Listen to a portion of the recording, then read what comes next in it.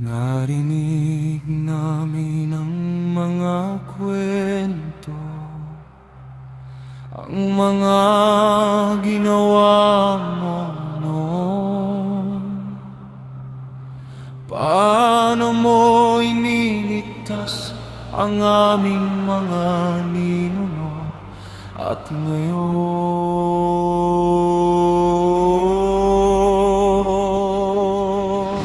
Nasaan ka, Panginoon?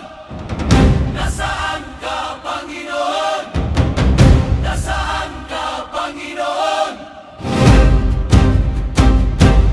Narinig namin ang kwento ng aming mga ama.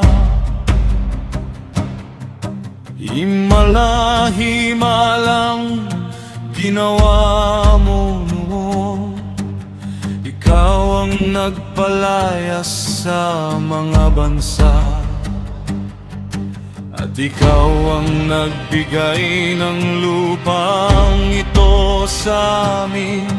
Hindi sa aming espada,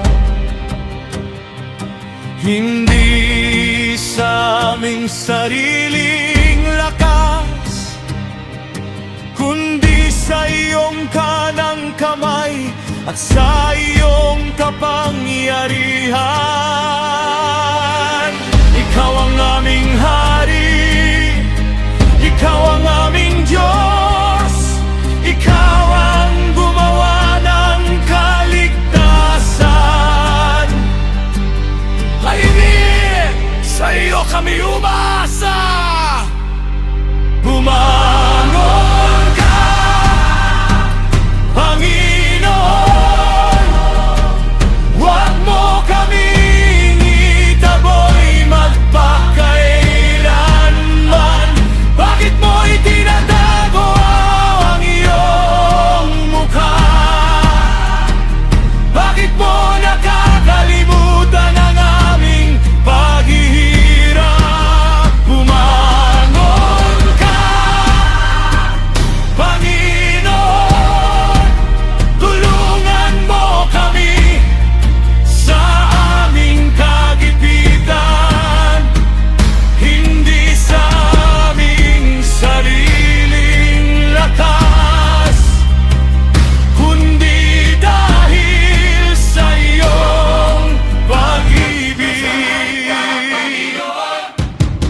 Nasaan ka, Panginoon?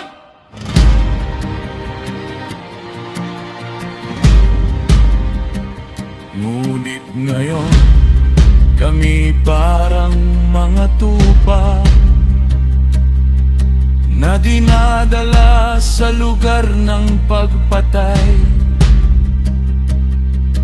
Ipinagbili mo kami ng halos walang halaga, at naging katatawanan kami ng mga bansa. Naririnig namin ang kanilang pangungutya, at nahihiya kami sa aming mga kaaway. Ngunit hindi namin nakakalimutan ang iyong pangalan. Hindi namin tinalikuran ang aming Diyos.